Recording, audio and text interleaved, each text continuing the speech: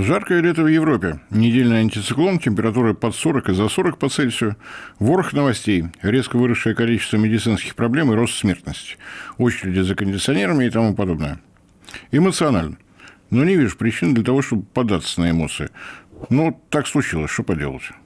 Разумеется, как только услышу новости о том, как европейцы сочувствуют гибели наших людей из-за террористических действий киевского режима, тут же свое мнение изменю. А пока предлагаю внимательно присмотреться к тому, что, как и почему происходит в энергетической системе, но не всей Европы, а в ее электроэнергетическом сердце, в объединенной энергосистеме Франции. Оценить, проанализировать, учесть промахи и достижения, чтобы для пользы России использовать и, само собой, избегать. При этом, разумеется, держим в уме, что анализ французской объединенной энергосистемы интересен не только с академической точки зрения, как там у них за стеклом террариума, но и тем опытом, из которого можно извлечь что-то нужное. Положительные результаты в копилку, явные и неявные промахи на свалку истории. Почему Франция – электроэнергетическое сердце Союза? Франция – крупнейший не только на этом континенте, но и на планете экспортер электроэнергии. Это просто медицинский факт. Вот данные последних 3 лет, без статистики перетоков в обратную сторону. Экспортно-импортная операция в электроэнергетике в Евросоюзе осуществляется за счет целого ряда региональных энергобирж. Так что и заработок у Франции в этом секторе весьма приличен. Именно Франция, поскольку, несмотря и невзирая на все либеральные догмы, царящие в Евросоюзе, компания EDF, которая владеет и управляет всеми ГЭС и АЭС Франции, остается все так же государственной. Если по установленной мощности, то ГЭС и АЭС на двоих – это 55,8% от общей мощности объединенной энергосистемы. Но это еще не все. Есть у ЭДФ немножечко газовых электростанций, общей мощностью около 5 гигаватт, из имеющихся в стране 21 гигаватта. Ей же принадлежит единственная действующая угольная электростанция мощностью 1,2 гигаватта. Ну и, само собой, всяческая мелочевка из числа солнечных и ветроэлектростанций, которые пересчитывать лениво, если честно.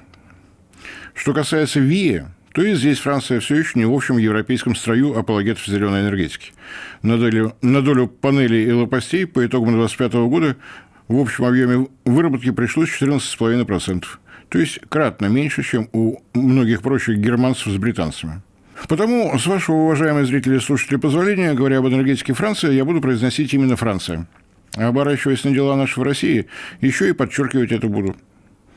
В свое время ЭДФ взял, да и создал тот самый Деголь. Оценил бардак, который ему достался в 1945 году в электроэнергетике, и с чистой совестью национализировал все ГЭС. И никто по этому поводу учебником «Экономикс» не тряс. Гневных слов не говорил. Решение Маршалла никто не пересматривал и не пересматривает.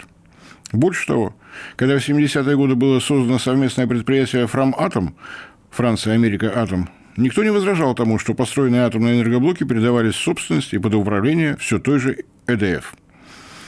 И уже в 21 веке, когда стараниями чрезвычайно талантливых менеджеров компания «Арева» фактически была доведена до банкротства, строительство новых атомных электростанций тоже было передано ЭДФ. Компанию «Арева» создавали как государственную, с очень узкой специализацией. Строить новые АЭС на базе этой же компании разработанного проекта реактора ЭПР-1600. Итоги хорошо известны. 2 блока ЭПР-1600 в Китае строила уже ЭДФ, поскольку «Арева», как бы помягче-то, попала в просак со строительством 3-го блока атомной электростанции Олкилуота в Финляндии. 3-й блок атомной электростанции Фламанвилля у себя дома – это тоже ЭДФ в одно лицо, как заказчик и как генеральный подрядчик. И оба блока атомной электростанции Хинкли-Пойнт-Си в Англии тоже ведет ЭДФ, поскольку больше просто некому. Отдельная, конечно, история, как это строительство строится, но, тем не менее, ЭДФ для электроэнергии Франции – царь и бог. Наличием ГЭС она даже Росатом превосходит. Росатом, конечно, ведется строительство ветроэлектростанции, уже 2 гигаватт пошел, но установленная мощность гидроэлектростанции у ЭДФ 25,8 гигаватта. Просто констатирую, как строитель новых атомных электростанций, французская ЭДФ на фоне Росатома бледная немощь, но как компания-эксплуатант, как минимум в той же весовой категории. Хотя что это я? Мое отношение к Росатому известно, но симпатии ведь не должны заслонять факт. АЭС и ГЭС Франции на 1 января 2026 года – это по установленной мощности 63 гигаватта и 25,8 гигаватта соответственно.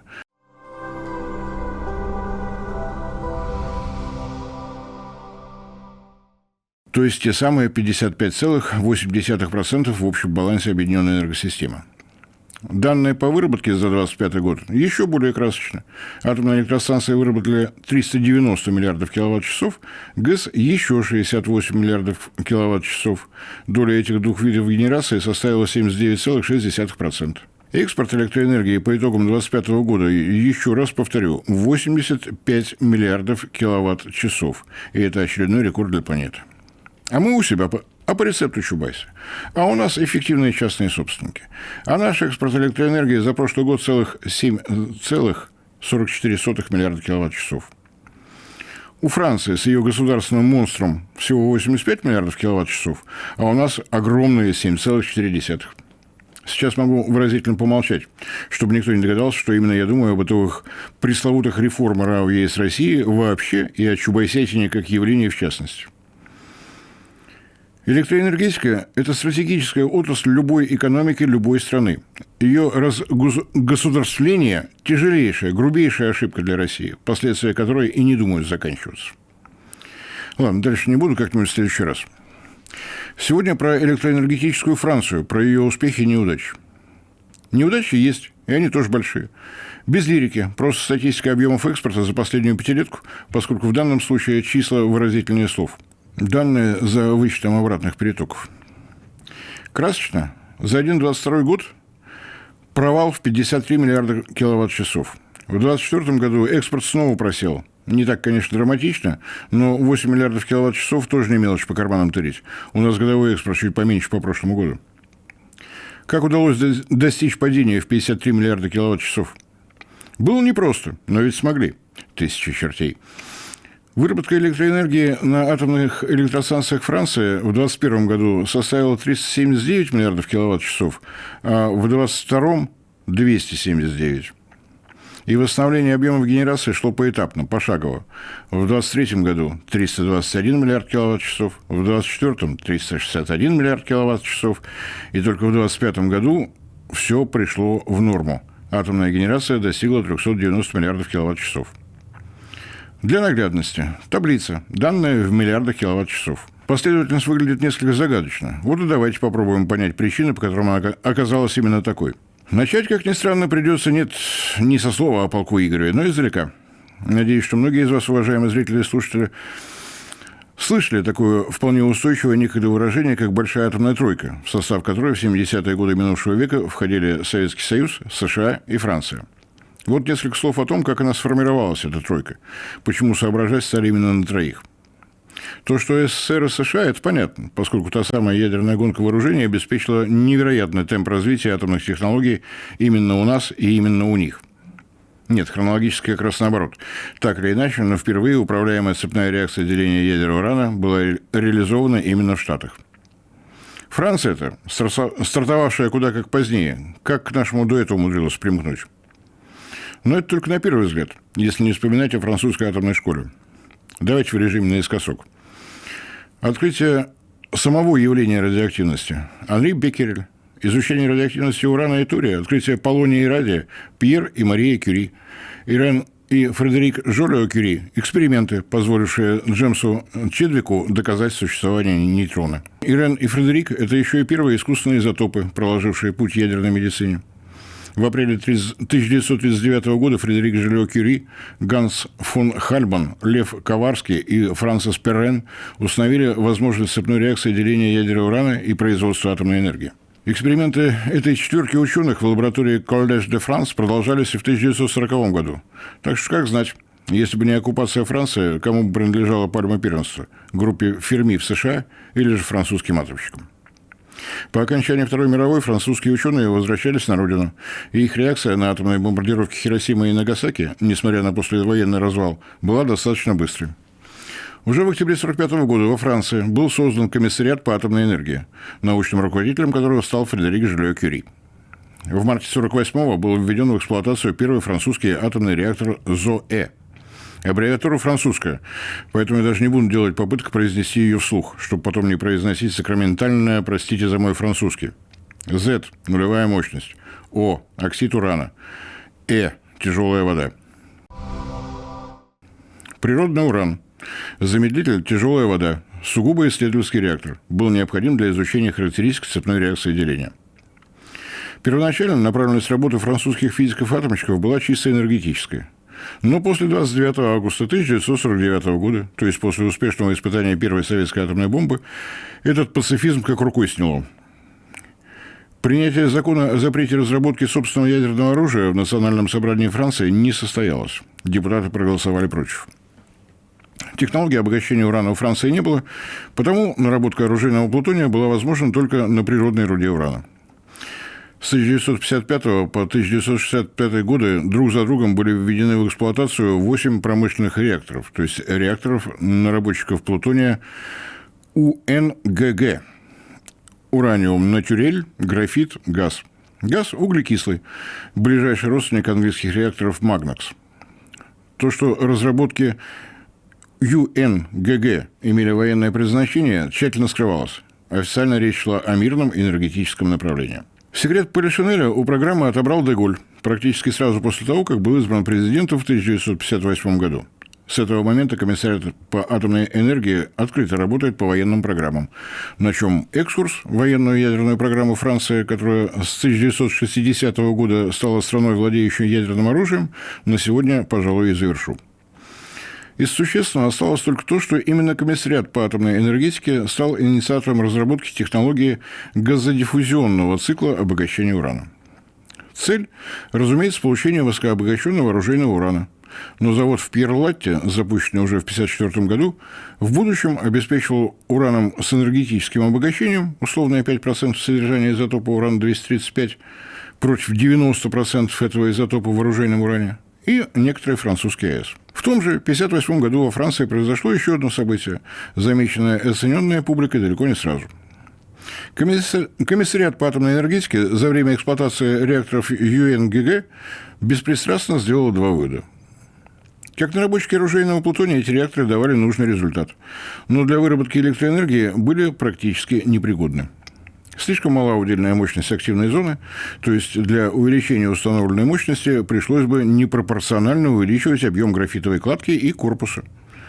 Тоже, но на языке экономистов было сформулировано ЭДФ. Стоимость станции росла бы быстрее роста установленной мощности. Такой же была информация и по английским уран-графитовым реакторам с охлаждением углекислым газом. Наращивание мощности обойдется слишком дорого. Англичане, кстати, с этим выводом не согласились, попытавшись модернизировать свои «Магнакс» до уровня АГР, но через пару десятков лет вынуждены были признать оценку французов. На сегодня это направление развития атомных реакторов признано тупиковым, но разговор об атомном проекте Англии не сегодня. Забракована была компания EDF и канадская тяжеловодная реакторная технология. Уже потому, что своего производства тяжелой воды во Франции не было, а создавать чуть ли не целую новую отрасль экономики точно не имело смысла. Тем более в условиях, когда в Пьер-Латте уже успешно началось обогащение урана по содержанию урана-235 газодиффузионным методом, на сеточках, как это сформулировано было некогда в саге о Росатоме. Оставалось сделать выбор между водно-водяными реакторами и реакторами кипящими. Именно так, или-или. Развивать несколько реакторных технологий ЭДФ отказалась максимально жестко. Именно ей предстояло владеть и управлять будущими атомными электростанциями. И никакого желания развивать высокую науку эксплуатационщики не имели. Минимальная себестоимость генерации, ремонтопригодность, унифицированный набор комплектующих, унифицированная система подготовки специалистов, минимальные сроки строительства за счет типизации. Звучит как требование Госплана. Стандартизация, конвейерное производство и далее по списку, включая пятилетку за 4 года. Но дело не в политическом строе. Желающие могут изучить послевоенное восстановление экономики Франции, чтобы прийти к единственному выводу. Не было у нее роскоши, чтобы поднимать разом несколько технологий реакторостроения. Ни Штаты, где в эту отрасль уверенно пошли сразу несколько крупных частно-промышленно-технологических гигантов. И не СССР. Наша Родина в те годы одновременно вводила в эксплуатацию урано-графитовые реакторы с водяным охлаждением АМБ-100 и АМБ-200, атом мирный большой, на Белоярской атомной электростанции. Завершала проект ВВР-210. Проектировала БН-350. Совершенствовала реакторы ледокольные. И это не говоря уже о целой палитре исследовательских реакторов и реакторов для атомного подводного флота. Так или иначе, но, на мой взгляд, стоит отдать должное руководству Франции и государственной энергетической компании EDF за трезвомыслие и адекватную оценку их потребностей и возможностей. Потребность заключалась в том, что стране требовалось усиливать, наращивать свою энергосистему. Кипящий реактор. Вода в качестве замедлителя, но только один контур. То есть на турбину поступает пар, образовавшийся из радиоактивной воды. Это в наше время есть проекты кипящих реакторов, обеспечивающих радиационную безопасность на уровне постфукусимских требований. А в конце 50-х годов прошлого века эту проблему не удавалось полностью купировать даже General Electric, компания, которая технологию продвигала как у себя в Штатах, так и за их пределами. EDF, ориентировавшаяся на эксплуатацию десятков одинаковых блоков, назвала это причиной окончательного выбора в пользу водно-водяных реакторов, которые на все более диковатом Западе принято называть ПВР – пресс-вото-реактор. После предварительных непростых переговоров с ведущей компанией, развивающейся именно эту технологию, то есть с Westinghouse, и было принято решение о создании компании, нет, без фразы «прошу простить меня за мой французский», обойтись не удалось, хоть я и старался, франко-американские атомные конструкции, но привычное на сегодня название «Фраматом». Причем французы настаивают на том, что расшифровывать эту аббревиатуру больше нельзя. Пуповина, связывавшая французские атомные проекты, действительно давно перерезана. В соответствии с лицензионным соглашением с Westinghouse, французские специалисты развили базовую технологию до уровня, который американцам, в общем, даже и не снился. Наиболее простой способ убедиться в этом – оценить мощность реакторов серии N4, последней по времени серии французских реакторов – 1450 мегаватт. Ничего подобного у Westinghouse не было и нет. Даже у самого нового их детища AP-1000 мощность ниже больше, чем на 300 мегаватт. Это, конечно, не единственная модернизация, просто самая заметная. Но только на первый взгляд. Точная дата основания Фраматом – 1 декабря 1958 года. На Западе, и, подозревая в той же Википедии, ходит красивый такой миф. На момент учреждения в штате компании было всего 4 инженера. Чистая правда. Вот только каждый из этих инженеров был представителем компании-соучредителей. Schneider S.A. французская компания, один из крупнейших во Франции концернов, объединявших предприятия тяжелого машиностроения, металлургии, производства крупногабаритного оборудования, энергетического машиностроения и имевшего мощное строительное подразделение. Мерлин Герин, тоже крохотулька, электротехническое оборудование, высоковольтная аппаратура, распределительное устройство, система управления и защиты, промышленная автоматика. Бельгийская компания Empain Group, активно работавшая дома и во Франции. Промышленное строительство, машиностроение, энергетические объекты, инфраструктурные проекты. Четвертый учредитель просто Westinghouse. Комментировать не буду. А так, да, все верно. Всего лишь 4 инженера. Дальше. Вычеркиваем рождественские каникулы 1958 года, новогодние праздники. И 1 февраля 1959 года состоялось подписание лицензионного соглашения и соглашения о технической помощи между Фраматом и Westinghouse. 4 инженера. С этого момента Фраматом получила права на использование технологии Westinghouse реакторов с водой под давлением на территории Франции. Случайно встретились 4 инженера где-то в кафе на обрывке салфетки. Но миф красивый, не спорю. Сухо констатируем факт. Западные страны охотно идут на международное сотрудничество, как только становится очевидно, что в мононациональном режиме освоение той или иной технологии требует слишком много времени и усилий. Спустя всего 3 года, в 1962 году, EDF, как заказчик, подписала контракт с Фраматом на строительство первого чисто энергетического блока на ПВР-реакторе для атомной электростанции ШО. Традиционно его называют ШО-А. Для Фраматома он был первым референтным блоком, после ввода которого команда компании смогла уверенно приступить уже к проработке первых не американских реакторов по этой технологии, а по собственной. EDF, как заказчик, вела свою промышленную энергетическую политику жестко и последовательно. Есть, так скажем, первая модификация. Все. Строим по максимально унифицированным алгоритмам. Серию, чтобы раскачать темпы вводов. Разработано дополнительное усовершенствование. Отлично. Начинаем вторую серию. Но пару слов о дедушке атомной энергетической индустрии Франции надо, пожалуй, сказать. Из уважения к красоте проекта. Поскольку в составе Фраматома на тот момент присутствовала бельгийская команда Empain Group, местом расположения была выбрана коммуна Шо в департаменте Арденны. Берег Мааса, склон горы и 3 километра до границы с Бельгией. Электрическая мощность блока ШО-А всего 305 мегаватт, что, собственно, и позволило убрать весь ядерный остров внутрь скалы, под землю.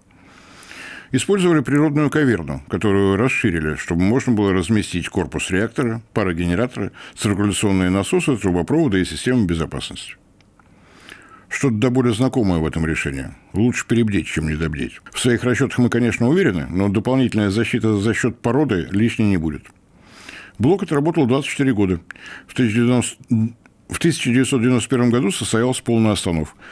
Но блок работает для пользы атомного проекта и сейчас. Французы отрабатывают на нем все технологии демонтажа. О планах обустроить на месте дедушки атомного энергетического проекта музея информация пока не поступала. Блок А на атомной электростанции ШО – это не только вот про то, что мы видим на картинках. Для мировой атомной индустрии он стал и пока остается уникальным явлением. В течение 5 лет строительства и последующей эксплуатации блока Вестингаус действительно передавал все особенности технологии водно-водяных реакторов в головы и в руки французских и бельгийских инженеров, промышленников, конструкторов. Это непривычные варианты. Вы платите, мы строим и обеспечиваем все планово-предупредительные ремонты и смену топлива. Не вот вам лицензия на совершенно конкретный реактор, размножайте, но ничего не меняйте. Передавались знания, а это дорого стоит. Передавались в одну сторону. И Франция, и Бельгия по условиям лицензионного соглашения получали право развивать ПВР-технологию уже по своему усмотрению. Про Бельгию как-нибудь при подходящем случае, но 4 блока на атомной электростанции Дул и на атомной электростанции Тианж, введенные в строй с 1975 по 1985 годы, это тоже реакторы ПВР, разработанные на базе опыта и знаний, полученных в научно-производственном международном кампусе ШО-А. А вот про Францию чуть подробнее. Через 3 года после ввода в промышленную эксплуатацию ШО-А, получив еще и опыт эксплуатации, тех самых ремонтов, смены топлива и так далее, Фраматом окончательно выработал собственный проект ПВР-реактора, так называемую серию CP-0. ШО-А, напомню, это 305 мегаватт электрической мощности, а реакторы серии CP-0 сразу 900 мегаватт. В 1970 году стартовало строительство первого блока на атомной электростанции Фессенхайм. Годом позже – второго. В 1972 и 1973 количество новых атомных строек удвоилось. Сразу по 2 блока на площадке атомной электростанции Бюже. При этом конструкторские отделы и не думали дожидаться завершения строительства. Параллельно с ним разрабатывался проект реакторов серии CP-1. Те же 900 мегаватт мощности, но это было уже осмысленной подготовкой к предстоящей серийности создания атомных электростанций. Унификация зданий станции, трассировки трубопроводов, кабельных систем, стандартизация оборудования, компоновка помещений, размещение контрольной аппаратуры и одновременно совершенствование систем безопасности, разделение каналов внешнего энергообеспечения. К концу 1973 года специалисты Фраматом доложили заказчику, то есть все той же ЭДФ, что технологически готовы к запуску уже более крупной серии с реальной перспективой снижения сроков и стоимости при росте качества. Больше того, за время строительства реакторов серии CP-0 были отработаны производственные цепочки, выстроена работа с подрядчиками. Государственный регулятор АСН отработал алгоритмы проверок всего хода производства компонентов и этапов строительства. Оставался сущий пустяк – принять решение об инвестировании.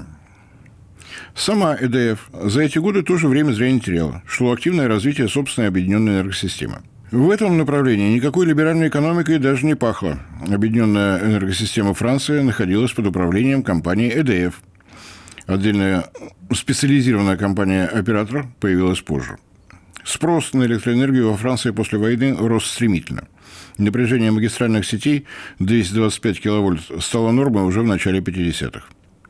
В 1961 году была построена первая линия электропередач класса 400 киловольт, одна из первых в Европе. Удивительное было время.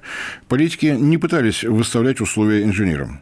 Сейчас такое представить не получается. Напомню, что соглашение о создании Европейского объединения угля и стали было подписано в апреле 1951 года. Это достаточно широко известно. А вот о том, что несколькими месяцами позже, в том же 1951 году, было создано еще одно европейское объединение, причем даже без намека на что-то политическое, почему-то широко известно только в узких кругах. Название Union for the Coordination of Production and Transmission of Electricity – Союз по координации производства и передачи электроэнергии. Заявленная цель – синхронизация и координация работы национальных объединенных энергосистем. Учредители – Франция, Федеративная Республика Германия, Италия, Швейцария, Австрия, Бельгия, Люксембург, Нидерланды. Общеконтинентальная борьба за 50 Гц, строительство межсистемных линий электропередач, развитие единых правил диспетчеризации и резервирования. Так что в работе за освоение все более высоких классов напряжения Франция и ее ЭДФ была далеко не одинока. Нет, изначально об атомных электростанциях речь не шла. Но в эту УЦПТЕ постепенно вплетались крупные гидроэлектростанции, крупные угольные электростанции, электростанции мазутные. К 1974 году сеть СЛЭП в 400 кВт уже стала нормой. Уже имелся опыт работы с ней. Производилось все необходимое оборудование. Диспетчеры национальных объединенных энергосистем за 20 с лишним лет научились тесно сотрудничать. Итого, Объединенная энергосистема Франции, в частности, и УЦПТЕ технически были готовы принимать в сеть все более крупные, более мощные объекты генерации. Сугубо для справки. В 1992 году, после начала резкого расширения состава Евросоюза, УЦПТЕ сменило название на УЦТЕ. И это было сделано отнюдь не только для красоты. Буква «П» в аббревиатуре – это «продакшн». Исключение этого слова из названия говорит о том, что вот уже более 30 лет каждая страна Евросоюза решение о том, сколько, какого типа, какой мощности электростанции необходимо строить, принимает самостоятельно. При этом coordination и transmission остались на месте. То есть диспетчеризация и передача остались на месте. Это продекларированное желание сохранить координацию, диспетчеризацию и общими усилиями развивать сетевые мощности синхронной зоны. Ничего не напоминает? 2008 год. Реформа РАО ЕС Россия. Они же, для краткости, Чубайсятина. Электростанции через приватизацию передать в частные руки. Россети и системного оператора сохранить в государственной собственности. В переводе с вежливого. В 2008 году мы попросту слезали европейские нормативы для нашей собственной энергосистемы. Ничего оригинального. Спасибо за это, конечно, стоит сказать не только команде величайшего энергетика всех времен и народов, но и государственным мужам, дружно проголосовавшим за еще один вклад в строительство Европы от Лиссабона до Владивостока. Мудрость сия велика есть. А если кто-то убежден, что это была совершенно бездумная попытка натянуть колибри на глобус, тот, конечно, не я, а вам просто послышалось. Извините за эмоции. И возвращаемся во Францию образца 70-х годов прошлого века. Два источника мощнейшего рывка в атомной энергетике мы уже увидели. Собственная научно-конструкторская и инженерная школа. Единый государственный заказчик, категорически требовавший стандартизации оборудования, поскольку во главу угла ставилась цена киловатт-часа. Система магистральных и распределительных сетей, способная интегрировать мощные источники генерации, не ограниченная рамками Франции. Сходство с принципами построения единой энергосистемы Советского Союза далеко не случайно. Наша объединенная система и система УЦПТЕ разрабатывались инженерами, профессионалами-энергетиками. Времени с той поры прошло немало. В Евросоюзе от инженерной логики ушли по политическим причинам. Мы, потому что мы очень умные и вовсе не копируем вслепую чужие проблемы. Но это еще не все. Поскольку, как говорили об одном философско-политическом учении во времена исторического материализма, источников было 3. Реакторы и энергетические блоки нужно было уметь строить, необходимое оборудование производить. Проекты атомных электростанций нужно было научиться разрабатывать, регулирующие предписания иметь и уметь их выполнять. Все это стараниями Фраматом было сделано, ставим галочку. ЭДФ научилась всему, что необходимо для развития атомной генерации. Работать с высокими напряжениями сети, обеспечивать энергией крупных потребителей, за счет распределенной сети крупные населенные пункты, научилась сотрудничеству с зарубежными объединенными энергосистемами и диспетчерами. И, конечно, отдельный момент, о котором нельзя не упомянуть – географические масштабы, о которых, собственно, идет речь. Площадь материковой Франции, то есть без всех ее заморских территорий, порядка 550 тысяч квадратных километров. Общая площадь, занимаемая единой энергосистемой России и объединенной энергосистемой Востока, напоминаю, что они все еще не синхронизированы, свыше 15,3 миллионов квадратных километров. Казалось бы, что может быть полезного в изучении истории развития объединенной энергосистемы Франции? Но рассматривать единую энергосистему России по принципу средней температуры по больнице, на мой взгляд, неразумно, поскольку плотность населения, размещение крупных промышленных потребителей электроэнергии имеют огромное значение. Площадь объединенной энергосистемы центра – около 796 тысяч квадратных километров. Площадь объединенной энергосистемы юга – 440 тысяч квадратных километров. Площадь объединенной энергосистемы Средней Волги – 450 тысяч квадратных километров. Формально площадь объединенной энергосистемы Северо-Запада более 1,5 миллиона квадратных километров, но именно формально. В нее очень лихо включена, к примеру, Архангельская область, вместе с архипелагом Новая Земля.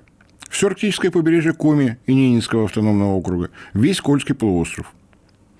Объединенная энергосистема Урала как бы 5 миллионов квадратных километров.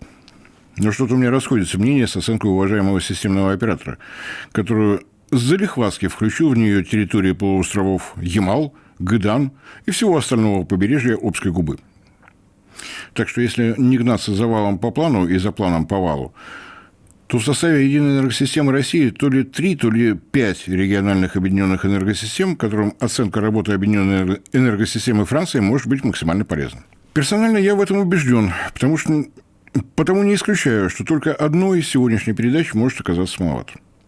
Возвращаемся к третьему источнику, то есть к третьей предпосылке стремительного развития атомной отрасли Франции, результатом которой стало вхождение этой страны в большую атомную тройку наряду со Штатами и СССР.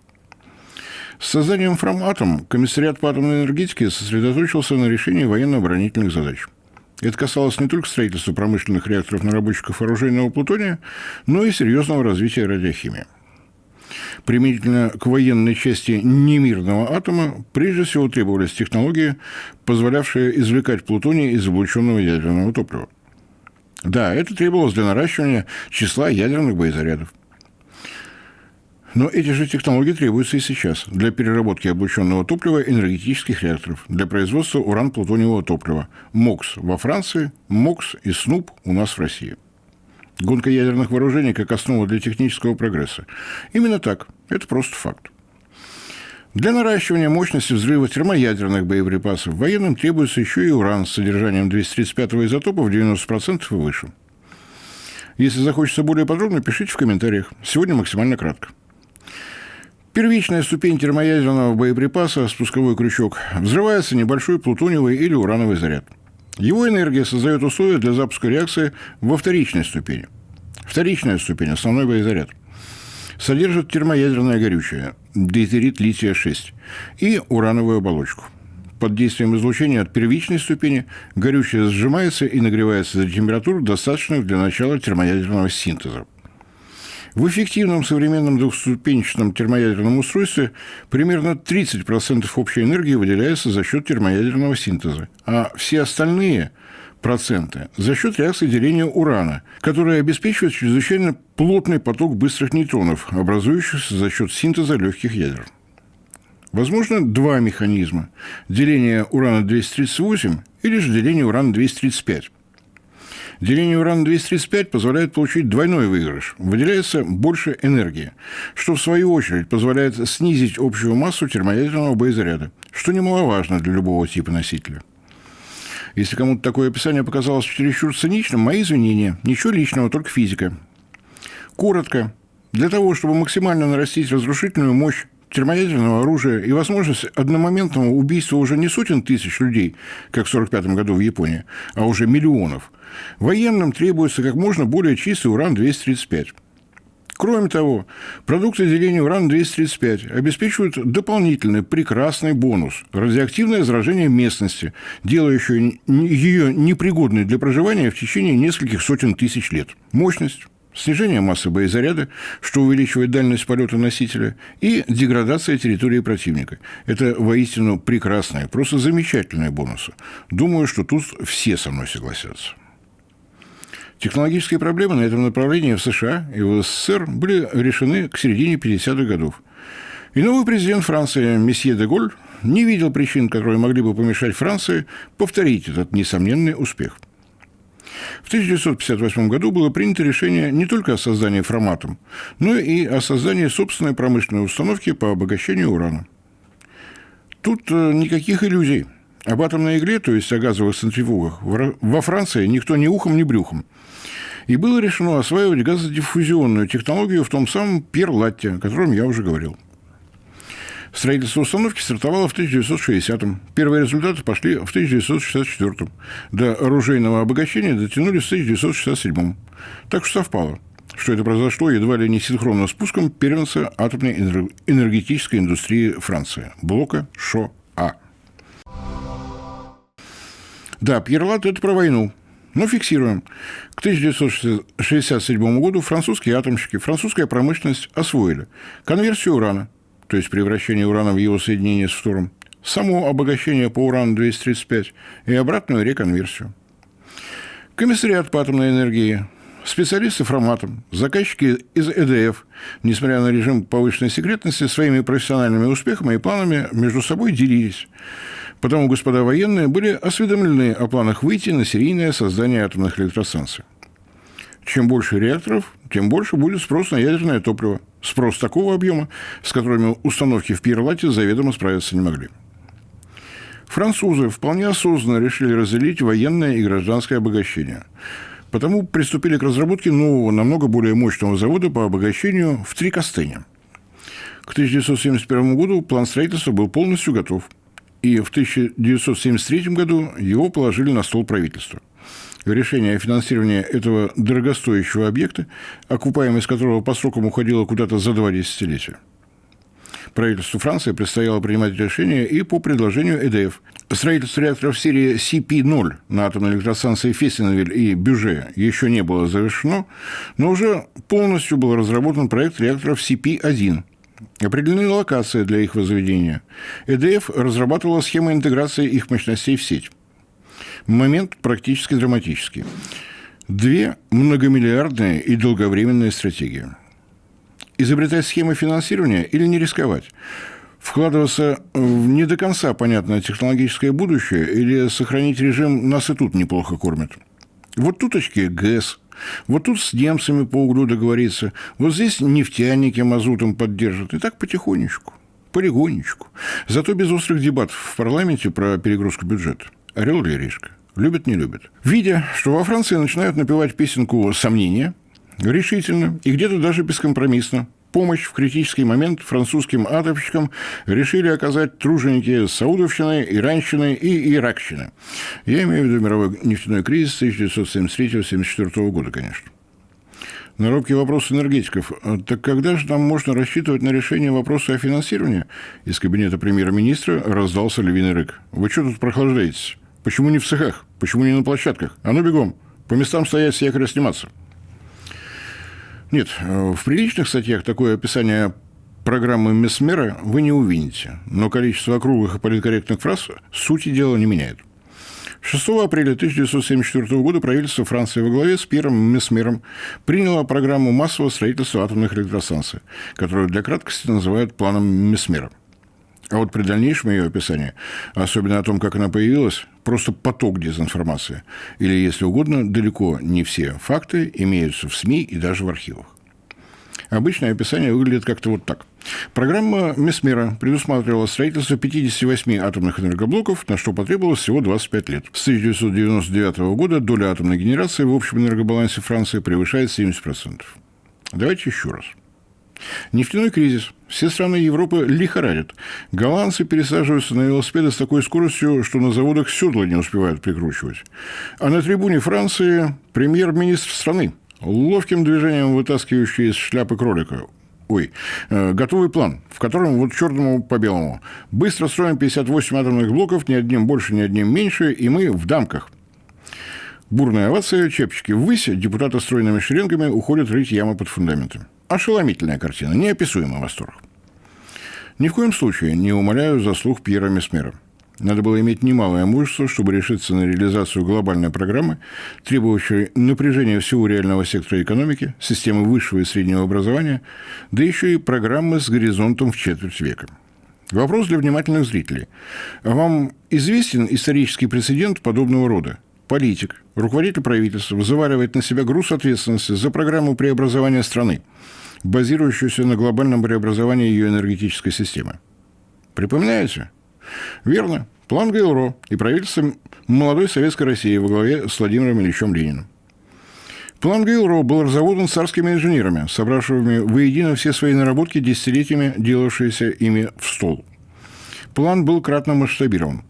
Несмотря на то, что ГРЛО – это всего лишь государственный план электрификации России, его разработчики не ограничились проектами электростанций, линий электропередач и подстанций. Проектировались промышленные узлы, населенные пункты, электрификация агросектора, планировались и открывались ФЗУ, техникумы, вузы, выстраивалось сотрудничество с германскими и американскими энергетическими и инженерными компаниями, велись поиски месторождений первичных энергетических ресурсов, на то время у угля и горючего сланца. Шло изучение гидрорежимов рек и многое-многое другое. Владимир Ленин настоял на утверждении плана Гейл-Ро сначала на уровне Совнаркома, правительства, а потом на съезде народных депутатов. И после этого, грубо говоря, напряглась вся страна. Гейл-Ро – это не только и не столько про объекты генерации и сетевые решения. На это ушло всего 8% из общего объема финансирования. Я не намерен тратить время на конспирологические теории о том, был бы реален план Гейл-Ро при сохранении царского правительства или не был. История не любит сослагательных наклонений. Произошло ровно то, что сжато, мне кажется, можно сформулировать следующим образом. Есть проблема масштаба страны. Есть специалисты, которые предлагают технически обоснованный вариант. Есть понимание, что без долгосрочной программы проблема не решается. И есть политический уровень, который должен принять риск и мобилизовать ресурсы. В 1920 году риск и мобилизацию всей экономики, всех трудовых ресурсов приняло на себя правительство Ленина. Точка. Поскольку это просто исторический факт. Кадровые изменения, смерть самого Ленина не изменили план Гейл-Ро ни на йоту. Его последовательно продолжил реализовывать и совершенно новый состав Совнаркома. К чему я это? Да к тому, что, несмотря на все отличия в политической системе, в собственности на основные средства производства, ровно тот же алгоритм решило выполнить правительство Пьера Месмера в 1974 году во Франции. Я уже перечислял, насколько Франция была готова к этой программе. Фраматом, который уже разработал собственные проекты реакторов серии CP0 и CP1, базируясь на опыте, полученном при строительстве и эксплуатации блока ШОА. ЭДФ, разработавшая все, что касалось технологий и организационных вопросов для расширения электросетей, без чего интеграция крупных объектов генерации в единую энергосистему была бы невозможна. Комиссариат по атомной энергетике, странами которого шло освоение технологий обогащения урана и радиохимия. И что, каждая из перечисленных организаций по очереди шагала на прием к премьер-министру и докладывала ему свои соображения? Не смешно, так просто не бывает. Да и не был Месмер энергетиком по образованию, как за 50 с лишним лет до него не был инженером-энергетиком Владимир Ленин. 3D-графику на тот момент еще не изобрели. Они Месмеру что, нарисованные очень цветными фломастерами презентации презентовали? В стандартном описании программы Месмера настолько явно чего-то не хватает, что Вуренс-Норенс пришлось постараться поискать отсутствующий слой. Условный штаб программы Месмера. Удивительно, но искать долго не пришлось. Информацию о ПИОН Commission Consultative pour la Production de Electricité de Origine Nucléaire желающие могут поупражняться и попытаться прочесть это с правильным французским произношением. Буквальный перевод довольно корявенький. Консультативная комиссия по производству электроэнергии ядерного происхождения. Логическое сокращение, пожалуй, консультативный комитет по атомной энергетике. Ровно так же, как и штаб Гейл-Ро, комиссия ПИОН, как эту организацию чаще всего называют в французских документах, изначально была надведомственной, хотя круг полномочий, конечно, был значительно уже. В состав комиссии ПИОН с момента ее создания в 1955 году входили представители, двоеточие, Министерства промышленности, Министерства экономики, Генерального комиссариата по планированию. Нет, я не ошибся. В насквозь капиталистической Франции имелся и такой вот государственный орган, наличию которого никакая идеология не мешала. Комиссариата по атомной энергии, ЭДФ и целого ряда крупнейших промышленных компаний – Альстом, Шнайдер и далее по списку. Формально комиссия ПИОН должна была просто консультировать правительство. Реально готовила долгосрочную стратегию развития французской электроэнергетики. Сколько электроэнергетики понадобится через 10, 20, 30 лет? Какие электростанции и где строить? Какая технология окажется дешевле? Какова стоимость топлива? Каковы риски импорта нефти и угля? Какие мощности необходимо выводить ежегодно? Еще раз, поскольку считаю этот момент чрезвычайно важным. Межведомственный орган, не зависящий от какого-то конкретного министерства, гармонизирующий планы развития крупнейших компаний, часть из которых были государственными, разрабатывала долгосрочную стратегию для государства. не госплан, без посягательств на ту самую священную частную собственность, сказками которой мне лично вот уже и плешь проели, без ориентации на избирательный цикл, с привлечением академического уровня науки. Это не мои и не моих единомышленников придумки. Такое не просто оказалось возможным, это было реализовано в суровой реальности. Выбор между двумя атомными технологиями – уран-графитовыми газоохлаждаемыми и водно-водяными реакторами – был сделан на заседании комиссии ПИОН в 1969 году в результате обсуждения совместного доклада ЭДФ и Комиссариата по атомной энергии, так называемый доклад Хоровица-Кабаниуса. Стоимость генерации энергии на ПВР на 20% дешевле. После 1969 года именно комиссия ПИОН начала считать уже не строительство отдельных АЭС, а национальную программу именно массового их строительства. Оценивались возможные темпы строительства, обеспеченность топливом, экономики серийного строительства, темпов развития промышленности и все, что касалось подготовки специалистов с системами среднего и высшего образования. Мог бы для полноты картины перечислить и персональные руководителей, лидеров ПИОН, но нет особого смысла, пусть этим во Франции занимаются, если им интересна история собственной страны. Мне кажется, что куда важнее сам факт. Несмотря на отсутствие коммунистической идеологии, госплана и госснаба, создание и успешная работа надведомственной, межведомственной команды, которая способна разрабатывать стратегические планы развития, возможно. И результаты ее работы действительно впечатляют.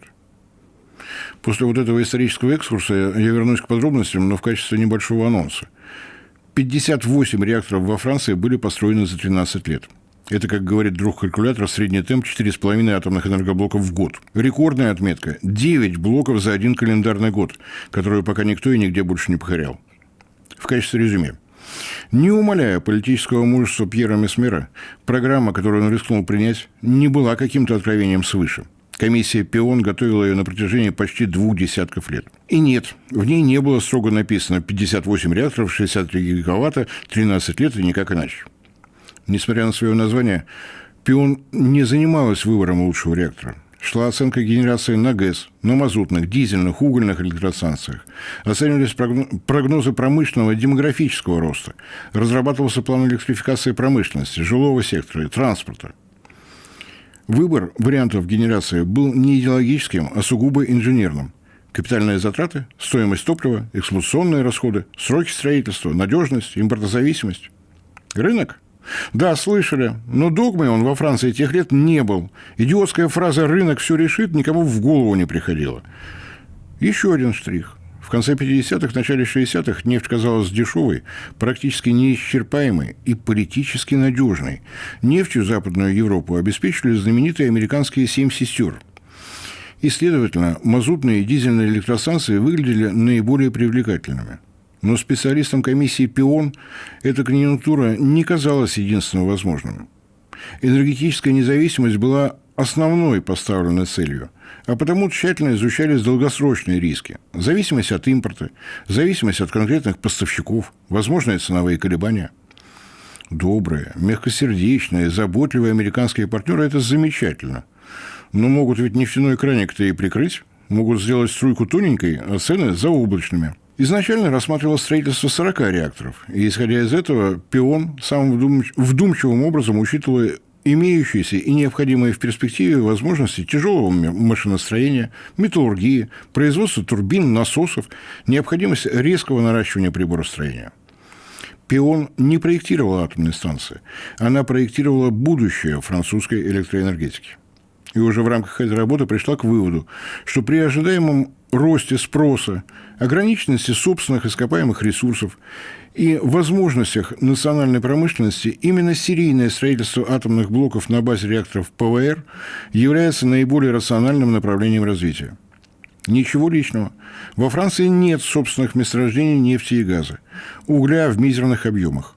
На этом фоне уран требуется в значительно меньших физических объемах. На мировом рынке несколько независимых поставщиков. Можно создавать стратегические запасы, а стоимость природной руды урана составляет менее 10% в стоимости киловатт-часа. Между политкорректностью с атлантической солидарностью и надежностью и с предсказуемостью комиссия ПИОН предложила разумный, рациональный выбор. И кабинету Пьера Месмера хватило политической воли это предложение поддержать. Не на словах, а бюджетным финансированием.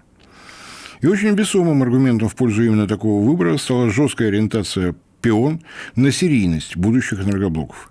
Серийность уменьшает двоеточие: стоимость проектирования, стоимость изготовления оборудования, стоимость строительства, стоимость эксплуатации, стоимость запасных частей и проводимых ремонтов, стоимость обучения персонала. Для ПИОН было очевидно, что стоимость каждого нового атомного энергоблока снижалась с каждым вводом. И, помимо всего прочего, снижалась стоимость финансов как ресурса. Чем короче срок строительства, тем меньше придется платить по банковским кредитам. Серийность строительства блоков – это сокращение сроков строительства. И это очень важный, значимый выигрыш для любого государства, стремящегося к своему быстрому развитию при сохранении независимости. А вот с дальнейшим продолжением темы, как я очень надеюсь, стало уже очевидно. Возникает развилка. С одной стороны, стоит продолжить анализ объединенной энергосистемы Франции. Какой она была, как ее удалось самым кардинальным образом видоизменить и кратно расширить. Какие результаты были получены в 70-е и 80-е годы прошлого века? Как шло развитие дальше? Как отразилось на объединенной энергосистеме Франции сугубо политическое решение Евросоюза на тотальное развитие зеленой энергетики? И как, в свою очередь, объединенная энергосистема Франции влияет на эту самую европейскую зеленоватость? При этом, мне кажется, важно беспристрастно оценить, какие эффекты дает европейская оголтелая русофобия, та самая ориентация Европы на истинные европейские ценности. Современная Франция как последовательный продолжатель республики Виши, современная Италия как воплотитель идей своего Дуччи, Германия, мечтающая о превращении Бундесвера в вермахт, но не с политической точки зрения, а с точки зрения их энергетических систем, поскольку именно они во многом определяют уровень жизни и уровень промышленности. Но есть и вторая сторона. Опыт стратегического планирования в рыночной экономике Франции стоит изучить тщательно для того, чтобы выслушать все, что может быть полезно для нас с вами, для нашей России, для нашей энергетики. Оценить, к примеру, ту самую генеральную схему размещения новых объектов генерации на период до 2042 года по алгоритмам, некогда использованным комиссией ПИОН. Алгоритм известен. Прогнозировать не только рост спроса, но и оценивать возможность минимализации цен и тарифов, оценивать необходимый рост энергомашиностроительных и электротехнической промышленности с ориентиром на реальную импортонезависимость, оценивать систему подготовки специалистов и даже, не побоюсь этого слова, демографию, не копировать французский опыт ни в коем случае. Алгоритм – это не копирование, поскольку в графе «дано» у нас в России совсем другие данные. Традиционно надеюсь на ваши, уважаемые зрители и слушатели, комментарии, замечания и предложения. Ну и то, что жизненно необходимо для продвижения контента, для увеличения вашего внимания, обязательная часть программы, самая интересная, без чего на успех рассчитывать невозможно. Дональд Трамп, Кайя Каллас, Урсула фон дер Шольц, Эммануэль Мелани. И не вздумайте сказать, что сегодняшний ролик не был злободневным.